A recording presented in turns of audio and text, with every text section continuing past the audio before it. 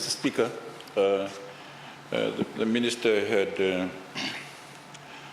stated updates that she had mentioned earlier, perhaps in a ministerial statement, which I had answered to.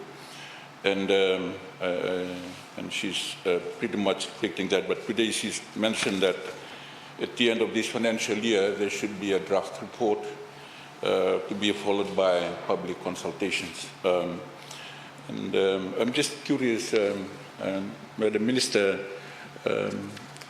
has there been a timeline set where this is going to be completed?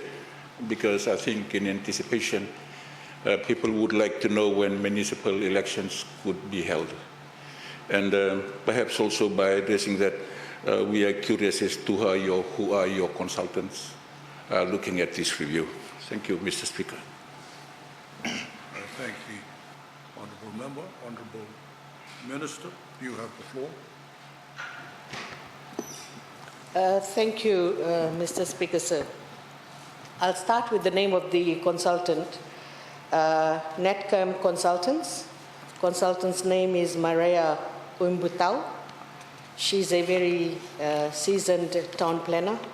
She has worked for Department of Environment for a number of years. So she understands the loopholes that are there in the legislation based on her own practice. So that's the first part of my response to your question. The second part is how soon it will be done. There is a time frame within which the consultant has to submit her first report, which is at the end of this financial year, which is July. And then after that, consultation will take place. Now, I don't have a definite answer how long it will take for the consultation to be completed, because when the consultation will take place, there will be some amendments that needs to be made, and then it will go to the Solicitor General's office. And after the Solicitor General's office has cleared it, and of course then it comes to the Parliament and the rest of it.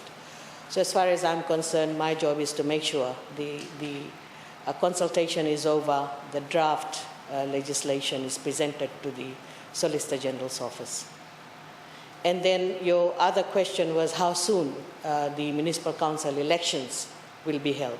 As I said earlier on during my ministerial statement, that there are a number of legislations that are dependent on the review of the Local Government Act, because it's the Local Government Act that will decide when we're going to have the election. But I just want to emphasize, and I want to make reference to my ministerial statement again, that there is no one model that has to